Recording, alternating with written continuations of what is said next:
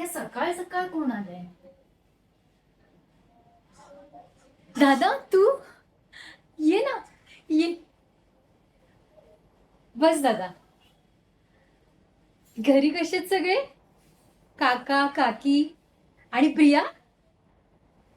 तिचा अभ्यास कसा चाललाय? बर. बोलण्याच्या नादात मी तुला पाणी द्यायलाही विसरले. आत्ता घेऊन आले.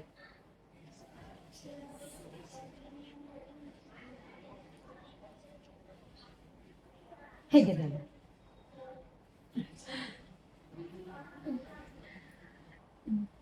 दादा ते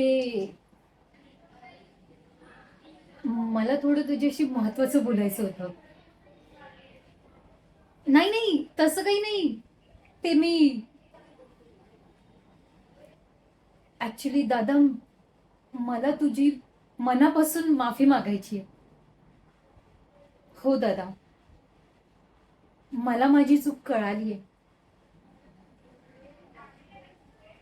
जेव्हा श्रवण यांच्या घरातले हे स्थळ घेऊन आपल्या घरी आले होते तेव्हा या स्थळासाठी मंजुरी तूच दिली होतीस. आणि या गोष्टीवरून आपल्या दोघांमध्ये खूप भांडण झालं होतं.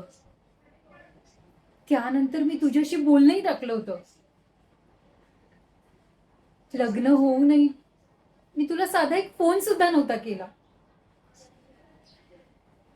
पण दादा खरंच आज आज मला त्या गोष्टीची जाणीव होते की त्या दिवशी तू जो निर्णय घेतला होतास तो अगदी योग्य होता.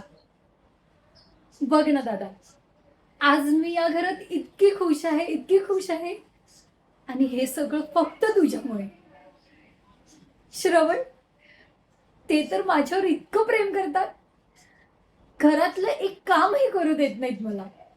हो, मी खरंच खूप खुश आहे दादा. आणि त्यासाठीच मी मनापासून तुझी माफी मागते दादा.